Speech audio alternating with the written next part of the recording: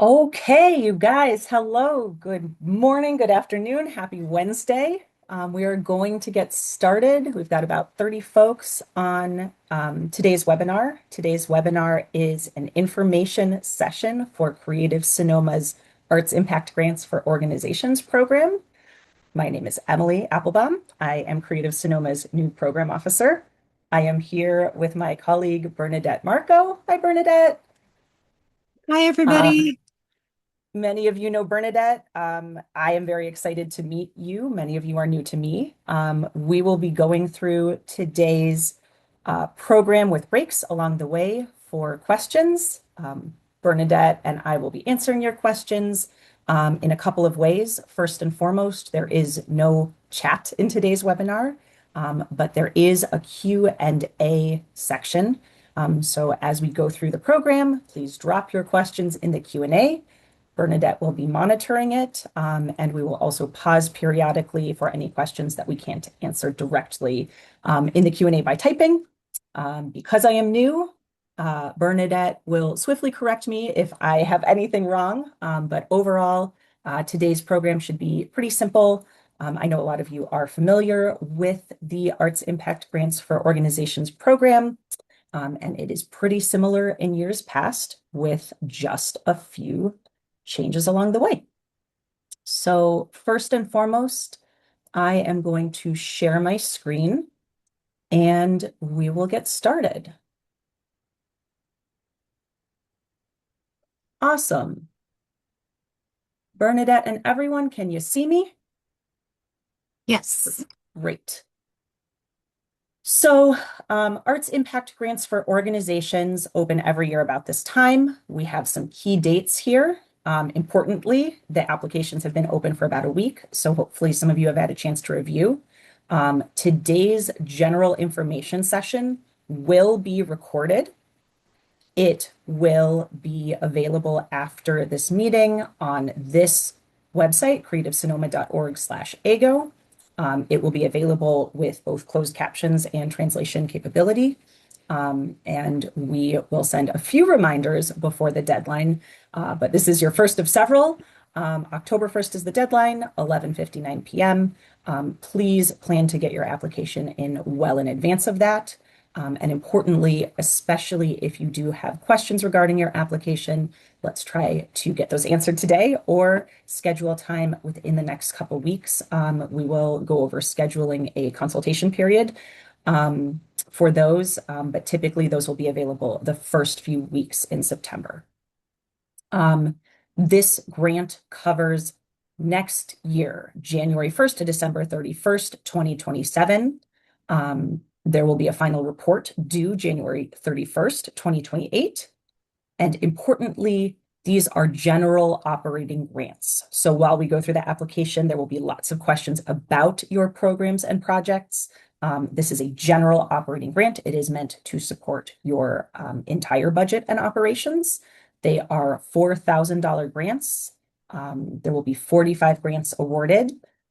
We will go over scoring, eligibility, and other details in a moment, but there is no gradation. Every grant that is awarded is a $4,000 grant.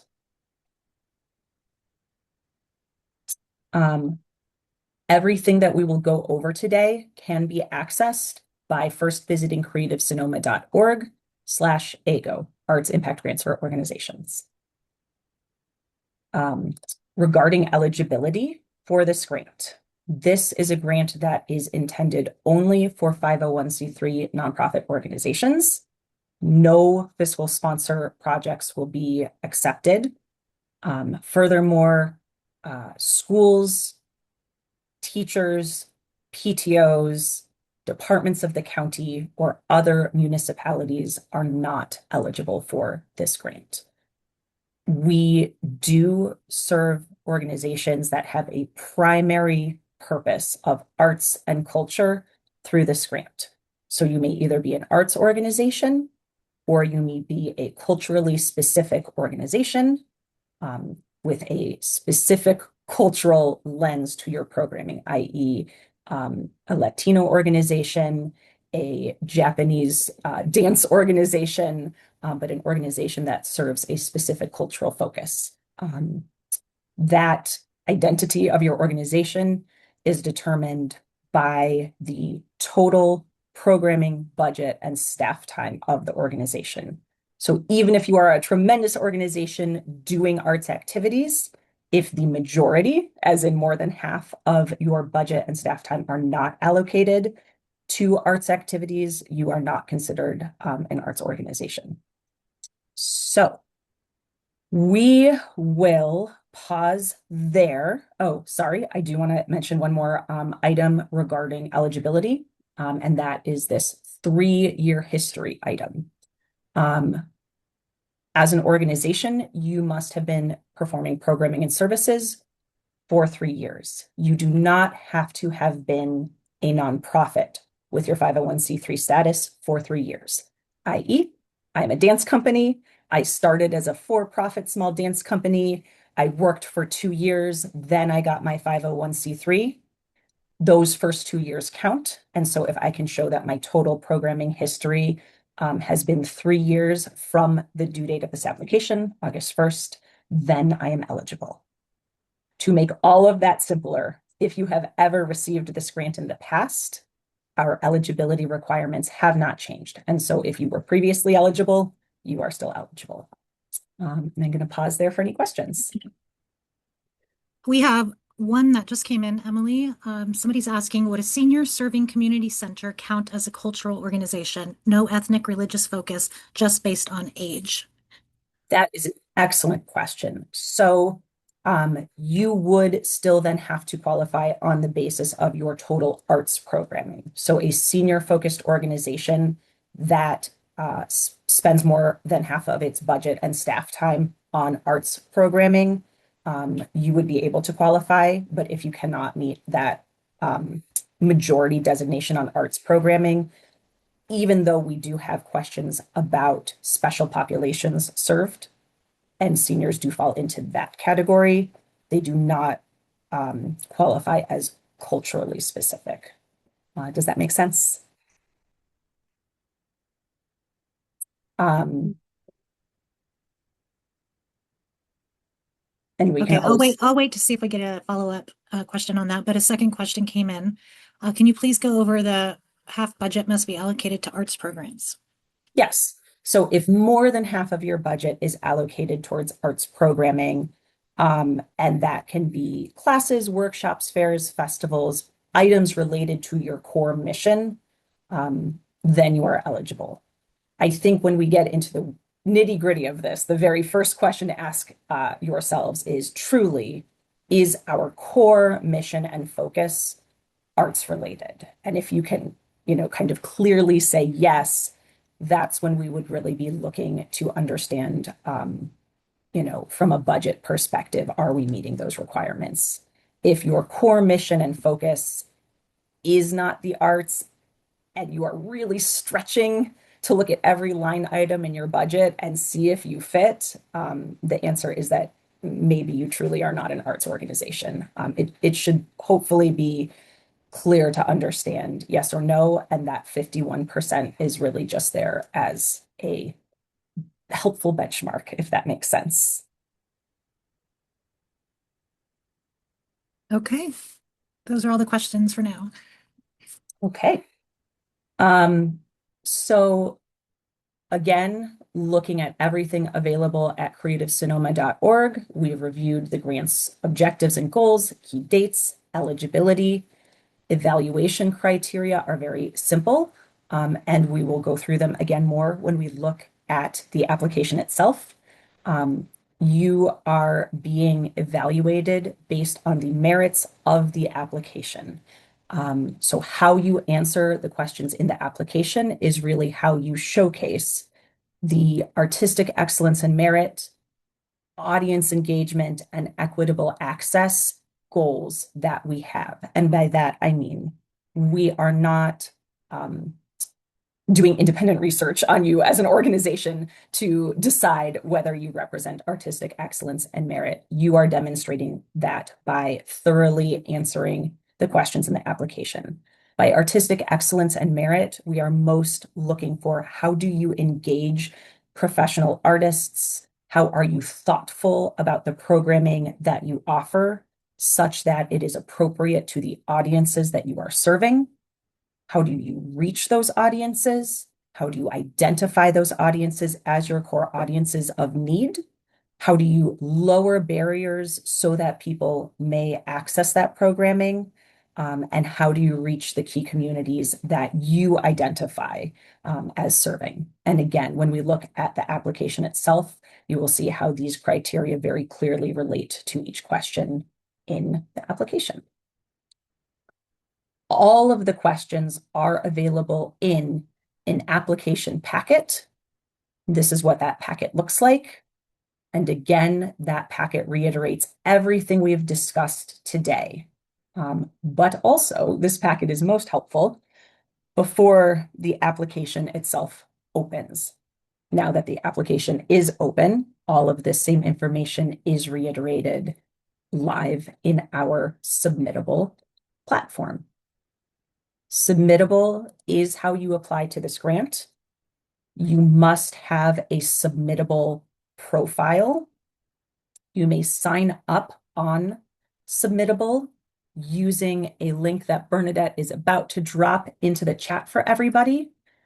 If you don't have a Submittable account, you will use that link to create one. It will look like this. And if you do have a Submittable account, when you go to apply, you should easily be able to look up your organization. And we will go through that again in a moment. So in summary, we've reviewed everything on our website. We have looked at this click here to submit link that takes us directly to Submittable, where we will view the application in full. And we've looked at this application packet as well, which reiterates much of what we've said already today. We have our key dates. We have an overview of the grant's purpose. We have again reviewed the eligibility rules here. If you have already applied and received this grant, or even applied and been declined, but not on grounds of eligibility, you are still eligible, and you would know based on past communications. If you are new, we've gone through the core ideas: a nonprofit focused on arts or culture. You must have your registration both with the federal government, your 501c3 designation, as well as your California Registry of Charitable Trusts documentation. If you are new, you will have to upload these things. If you are not new, you will not have to upload these things. These are general operating grants, so they are intended to serve your overall programming, not any one specific project. However, these grants may not be used for regranting. They may not be used for cash awards or contests of any kind. They may not be used to support political rallies, election campaigns, or similar activities, no religious activities, no fundraising events or galas. And overall, we are most concerned that your programs are accessible to the public. And we will have lots of questions about what that means to us as we go through the application. These same criteria that we discussed a moment ago, but even in a bit more detail. So when we talk about artistic excellence, we are looking for evidence that you are employing professional artists, teaching artists, arts workers, that you are reaching the communities relevant to your organization's area of focus. And of course, we do ask for examples of your portfolio, your website, your social media. But again, we're relying on you to direct us to those items in your application. We are not independently going and searching online for evidence of artistic merit. We're asking you to please include those things for our review. We do look for evidence of your payment and compensation to artists and arts workers. We will go over that in the budget section, which is new this year. And we overall are looking for evidence of your capacity to deliver this programming. So there are questions that ask you, how have you planned for this programming and how do you plan to carry it out? And so just general evidence, and there are places where you can upload attachments. planning documents, a strategic plan. Those are all examples of evidence of your capacity. Um, Prior year examples of similar programming also are evidence of your capacity. Um, we have mentioned this already a couple times, and we will mention it again. We ask specifically how you reach and identify the audiences you're serving, and that applies both to general audiences. But if you do focus more specifically on underserved audiences and equitable participation, we will ask additional questions about that. Lastly, it is very important that you complete the entire application. Complete it early, double check that everything looks good. Application incompleteness is the number one reason that applicants are unfortunately declined. We do try to reach out if it looks like you completed everything in earnest, but maybe there was a glitch. We'll reach out to correct it. But applicants who copy and paste the same answer from block to block, or say see above, or don't include the full answer to the question, that is where, unfortunately, when we have to make tough decisions, that is how those decisions are based. Again, how to apply. Join us today. Great, you've already done that. Visit the website. We've been there. And then we've looked at that same link to Submittable, which we are now going to visit. The rest of the application packet just reiterates the overall questions that we're about to go look at in Submittable. And there is a small amount of information here on receiving notice of your award and the contracting process. You will receive notice of your award or of your decline in November, and we will work through contracting, which will be completed in December before the start of the new year. So we are about to go visit the application, but I will also pause there and see if we have any questions. Yes, some more questions came in about eligibility, and I'm going to read through these. Some of them, one or more, may require more than just an answer here, but we'll go through them anyway and determine. So one question, 51% is for art and culture, correct? So you could be a Latino service organization whose work is always culture work, but less than 50% is art and still qualify? Precisely, perfectly said. Okay. Another question, has this half budget, half staff time always been a requirement? We received a grant last year and don't recall having to meet this requirement. I may have this may be a point of confusion. You do not, there is no half budget, half staff time, but more than half of your overall budget and staff time must be directed towards arts and culture programming for you to be considered an arts and culture organization. I hope I'm answering the question that's being asked. And if that wasn't the right answer, please let us know again in the Q&A. And again, if we need to schedule a technical session for any of these to sort out any eligibility, we can certainly do that. But in general, it is looking at your entire staff time and budget and programming that you are offering. If you are not spending more than half of that on arts and culture, you are likely not eligible. Okay, and the next question, would overhead to keep a gallery open for the public qualify as arts programming? Absolutely. Yes, that is your bread and butter. You can't serve the public with that gallery without paying those costs. Okay, and the last question, I represent an art program within a city government. My program is funded by a separate public art fund, although my nonprofit status is as the city. Would my program be eligible? I think for that, we would need to schedule a technical session to look closely at how that funding is flowing. On surface level, municipalities are not eligible, but you are a standalone program. And I think we can revisit just to make sure I'm giving the correct answer on that. Okay, and one additional question just came in. Would an agricultural nonprofit that has a long-standing public educational program incorporating original visual displays, interactive exhibit design, and creative interpretation qualify as a culturally focused organization producing arts and culture programming? Or would the organization itself need to have arts and culture as a core part of its mission and programming? Would to say yes, that that organization would need to have arts and culture as, or arts specifically as a core piece of its mission.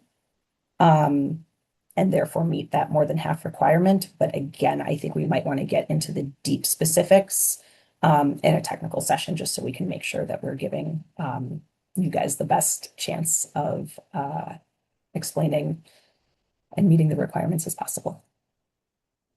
Okay, and that's all for now. Okay, we're going to dive right into the application, and I want to be mindful of time. Um, this link, same submittable link as we would get to from the AIGO website. When you get here, you will notice we have a couple of grant programs open right now, but of course, you know you're going for arts and culture, or sorry, arts impact grants for organizations 2027. That's AIGO. We're going to click apply. Um, this is where if you do not have a submittable profile, you will be notified and invited to set one up. But if you do have a organization profile and submittable, you will want to click search organization, and that will connect your current profile to this application. You can also hit skip and continue, and that will take you straight through, but it will not let you complete this if you don't have a profile first. So you'll get a login screen. Pretty simple application. Again, similar as in past years. Organization name, include your DBA. Physical address, you must have an address in Sonoma County. A very few of our applicants are local branches of a larger national nonprofit or Bay Area regional nonprofit. You must still put your physical Sonoma County address. If you do not have one, you're not eligible, you're not located in Sonoma County. If you have a mailing address that's different from your physical address, you can put that here. And again, if you get mail at the San Francisco regional office, you can put that here. But you must be based in, operating out of, and performing services in Sonoma County for this grant. So you'll use your Sonoma County address, add a physical address if needed, mailing address if needed. Other than that, your website. We ask you to please include any social media accounts that you have. This is not a required question, but again, this is that evidence of your work. So it behooves you to include it. Also makes it easy on us when we tag you and talk about all the great things that you are doing over the course of the year. If you have a creativesonoma.org profile, include it here. This is the profile that you use to post events and job opportunities on our Creative Sonoma website. If you have it, include it. If you don't have one yet, don't worry, doesn't matter, doesn't count against you, but you will ultimately need to set one up as part of contracting once you're awarded your grant. So again, no worries if you don't have it, but if you do, please include it. And no points against you if you don't have it. Key contact name, very important. That is the person who is filling out this organization, who importantly will receive all of the notice, acceptances, declines, reminder for your final grant report. Everything is going to go to the name that you put here. So if you are a grant writer or your organization uses a grant writer, it would be very important to pick an email address that is accessible by more than one person if you are afraid you will not see that grant writer again or that they won't check their mailbox. Highly recommend using something like development at creativesonoma.org or fundraising at creativesonoma.org if you use a grant writer rather than that person's personal email address. That way nothing gets missed. Key contact, daytime phone number as well. And then similarly, name and email address for your ED. If you do not have an ED for any reason, use your board chair and indicate that that is your board chair here in the title. Any questions? Great. most recently completed fiscal year actuals. So doesn't matter what fiscal year you are on, can be the calendar year or July to June. We are asking for a very big picture, broad budget. Earned revenue, non-government contributed revenue, everything that doesn't come from a government source, your fundraisers, your donations, et cetera, sponsorships, and government support, any government source, us, city, federal, that together comprises your entire three buckets for revenue. For expenses, staff and personnel, that's salaries, wages, benefits, payrolls, taxes, and similar. Outside artist fees and artist compensation, any contractor who is providing artistic services, teaching artists, installation artists, performing artists, dancers at the fair, everything that is going to an artist or to a contractor for a creative endeavor goes here. Anything that is not to an artist, but is an outside personnel cost goes here. How you divide these things up, hopefully will match existing budget categories in your budget. For this entire budget, we are looking to understand order of magnitude. If these do not match your perfect current budget line items, please do your best. This is a new budget form from previous years, but basically personnel whom are artists, personnel who are not artists, anything to do with your facility, rent, mortgage, utilities, insurance, and similar. Any other program expenses that are not personnel, either artistic or non-artistic. Any other marketing expenses. Any other administrative or other cost that is not included here. That's it for the budget.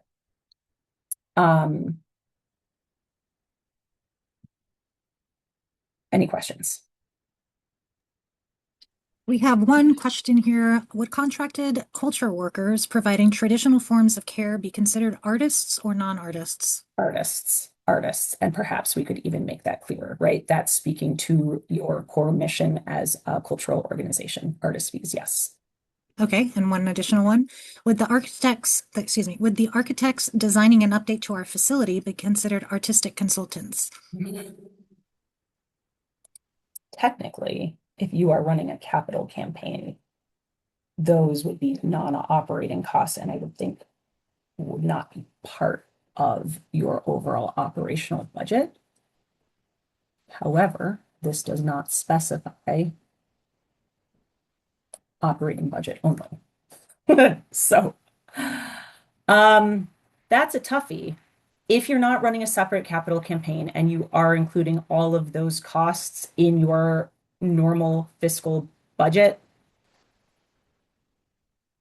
I feel more than anything that those would be a facilities cost more than an artist cost.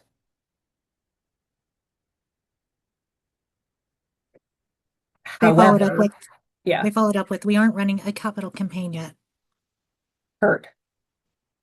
At the end of the day, you need to make that decision. I would tend to think that was more of a facilities cost. I want to be clear, we are not looking at this and determining, oh, 51% artistic programming. That determination is already made by the time that you are filling this out. You are either eligible or ineligible.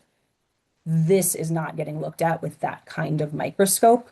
This is really so we understand who you are as an organization. Oh my gosh, they are overall, this size and this much is administrative and this much is programmatic. So you guys will need to fill this budget out with as much parity with your other reporting based on decisions you and your executive team and your accountant make.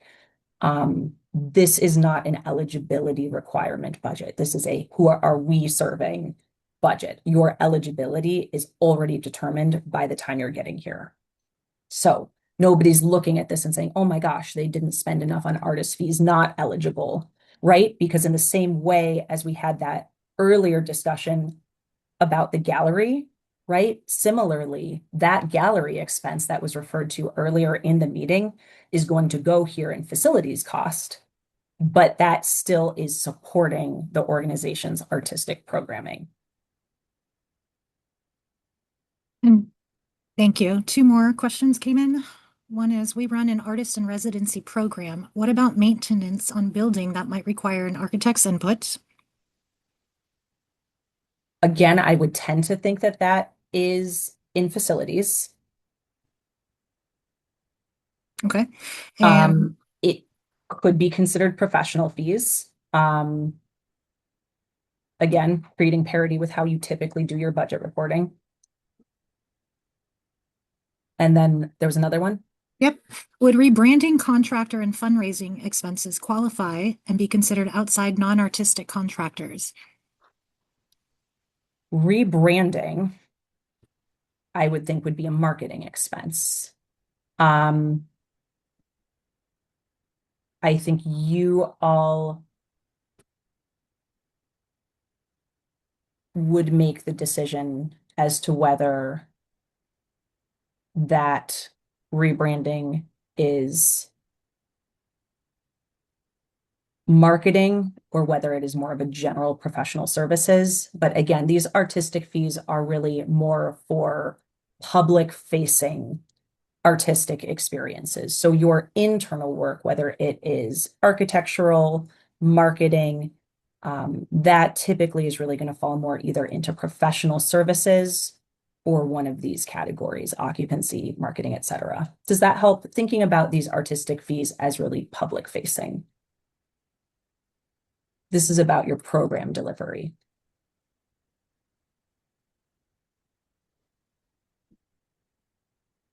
Any other Okay. questions on this? I know this is a little tricky. None for now. Great. Supervisorial district. This is where your organization is located. If you don't know your supervisor district, you can look it up. Where are your programs offered? You can check every single box if you serve all 5 districts. This could be the same as where you are physically located. It can be anything in between. Has your organization received funding in the past? Yes, no, maybe. Sorry, you shouldn't be able to click all of these, but you can click either last year, the previous year, and before, or you can click no, we have not. If you have not received funding previously, those additional paperwork items will pop up, and we discussed those earlier. That's your nonprofit tax exempt status. That is your bylaws and your California Registry of Charitable Trusts. There is no scoring associated with whether you have or have not received a grant in the past. We're not judging based on that. That is just truly to talk about these eligibility items and making sure we have your nonprofit paperwork on file. Similarly, there is no scoring associated with these districts. It is purely about us understanding who we are serving. And again, just to reiterate, while this question helps us understand generally who you are as an organization, there is not a wrong answer per se in how you make the determinations on who is an artistic versus a non-artistic contractor. We really hope to see public facing numbers here, and perhaps we should go and add a bit more clarification around this question. But at the end of the day, you are going to make these budget distinctions based on how you typically fill out budgets with your treasurer, your accounting team, etc. Mission, audience, and programs. What year were you established? What is your mission statement? Include a vision statement if you have one. Now is where we really get into the meat of those evaluation questions. Describe the audiences and community your organization serves. How do you identify community needs when you are planning your programs? How are audiences and participants engaged? So there's really a couple pieces to this question. Who is your audience? How do you know they need your services? How are you reaching them? How are you marketing to them? How are you listening to them? A complete answer here is going to do wonders for your application.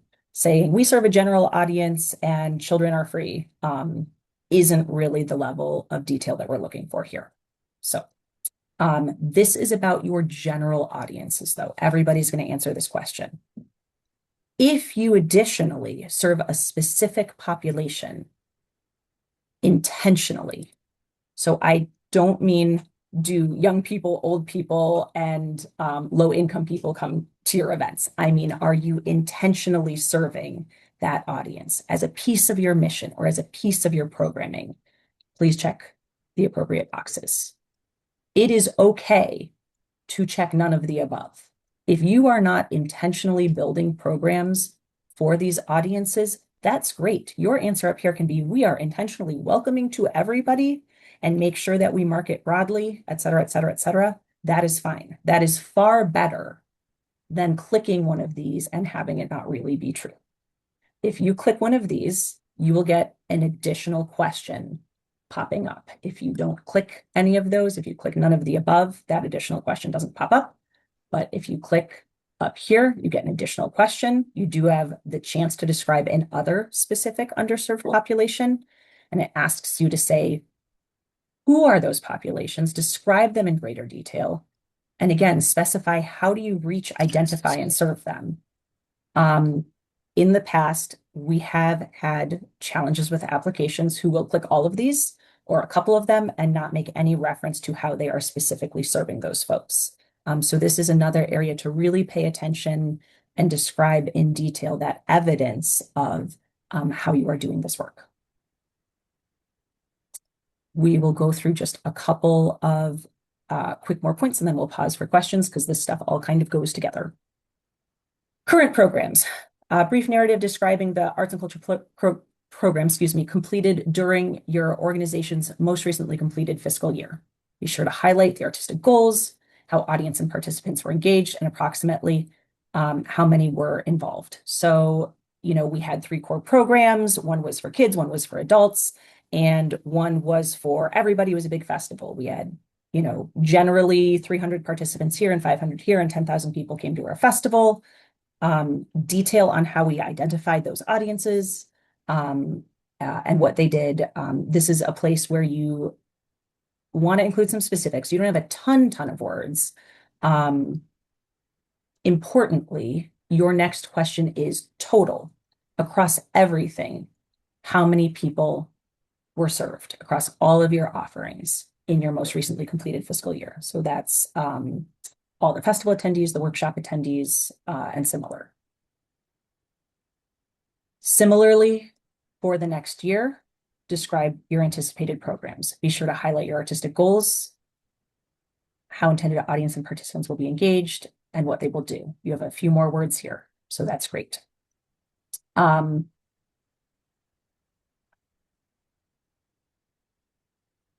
next section is primarily about our uploads and certifications.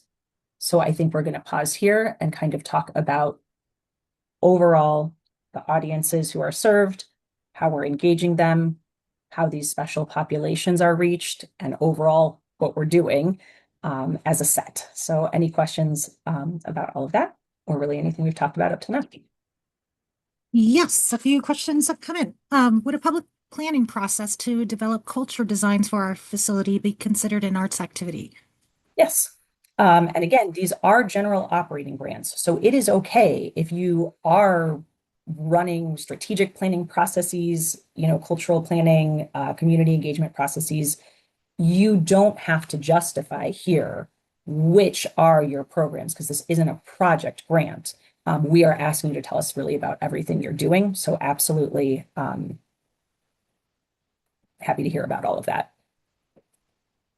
Okay, next question. We are a theater company with 7 shows a season, and 1 per season is bilingual, English, Spanish.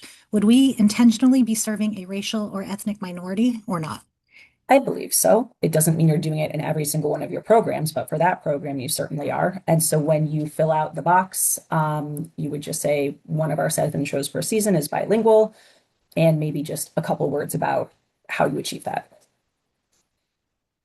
Another question, and I think this had to do with something that you just went over in a previous question here. Fiscal year compared to calendar year, question mark.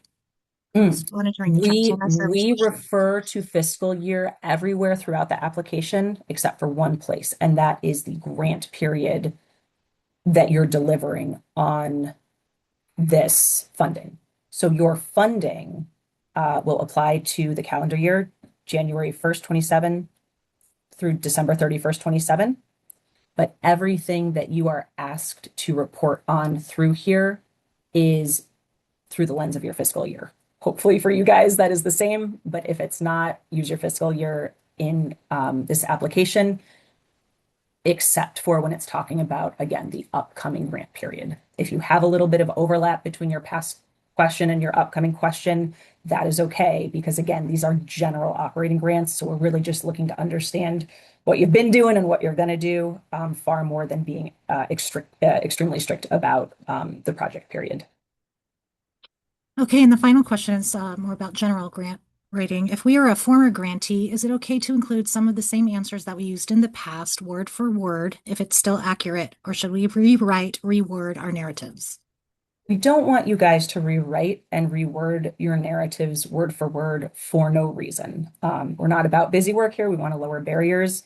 Um, there's a good chance that something will have changed. So do review your answers carefully to make sure you're giving us the most updated information possible. But you don't need to rewrite something for the sake of rewriting it. Okay, that's all for now. Great. We are in the home stretch here. We have some uploads and certifications here. Importantly, we are asking you to upload 6 files. They can be a mix of things, including video, photograph. Again, this is a place where you are demonstrating your organization's creativity and artistic excellence. Um, items such as a strategic plan. This is a great place to show evidence of your capacity.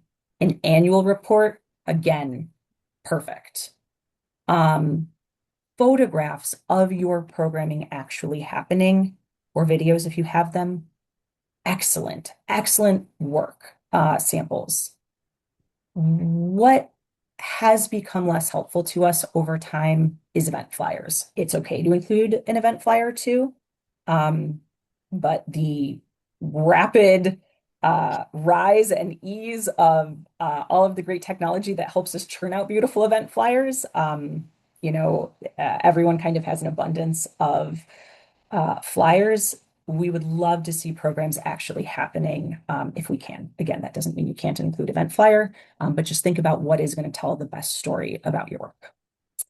You do have some optional space here to tell us about what we're seeing in these uploads.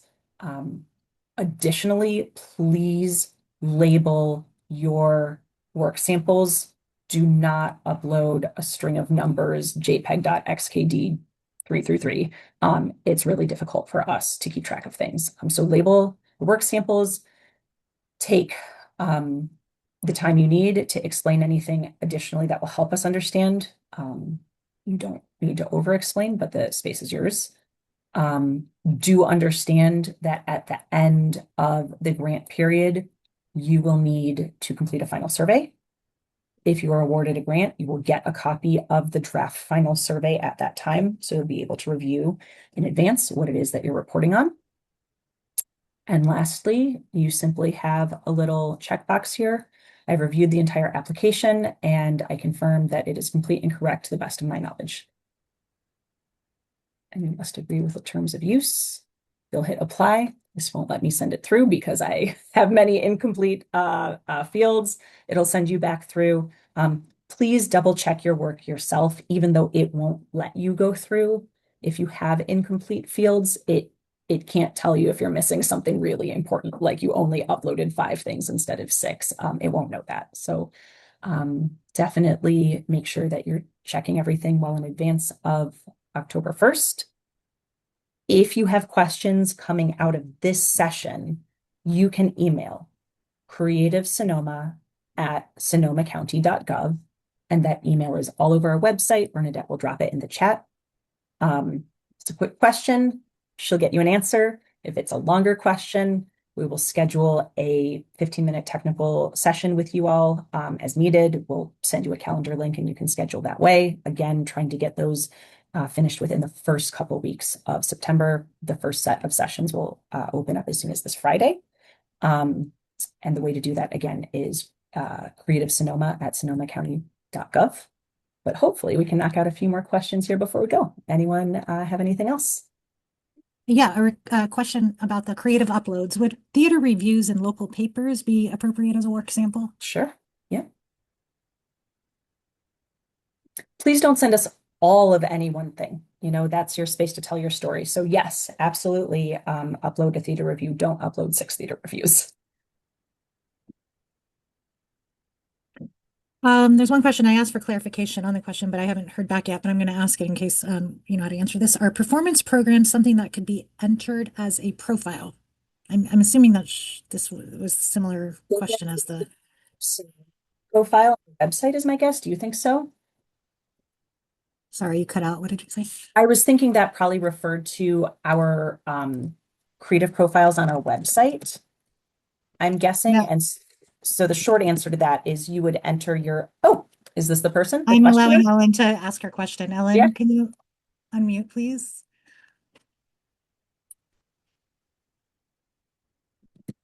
Okay, well, Okay. So the there question she is. Oh, so my question is, we're a chorus and we have a very large program that explains the music and all that. And is that something that can be submitted as a profile? I'm sorry. As a profile, though, what does that mean? Well, what you're asking, As a work sample? yes. Completely. Yes. Okay. We do have, I'm so sorry. I totally misunderstood the question. Yes, you may absolutely. And we do have some guidelines on total upload sizes, but if it fits, it sits, as the Yeah. kids say. Yeah, I So, noticed there yeah. were size amounts for videos. But I was just thinking about, a printed program that you give to the audience is what I'm talking about. See if it'll fit and compress Okay. it. And if you upload something and it is labeled, fall program underscore compressed, we understand, that it was Okay. compressed and that's not what the printed version looks like. So there's no, judgment on that. Okay. Yeah. And if you have to excerpt it or cut it in half, do that. Say this is the first however many pages. Okay. Okay, and one more question here. If I'm starting a new program and have videos and photos from other programs I've worked with, can I submit some of those as work samples? 1,000%. Again, these are general operating grants. So you are not applying for a specific program. We completely understand that everybody's programming changes a bit from year to year. We are looking for representative work samples, just that show us who you are. And one other question, can you submit a YouTube link of a performance? The best place to do it would be this any additional context box. You cannot separately upload a link here, but you can use this box to do so. And also what I've seen in the past is like a Word document uploaded in the work samples with the link on the document that is acceptable. You guys can also use these boxes. If you've got 4 programs, and each one of them has a permalink on your website, you can use these boxes to include those links as well.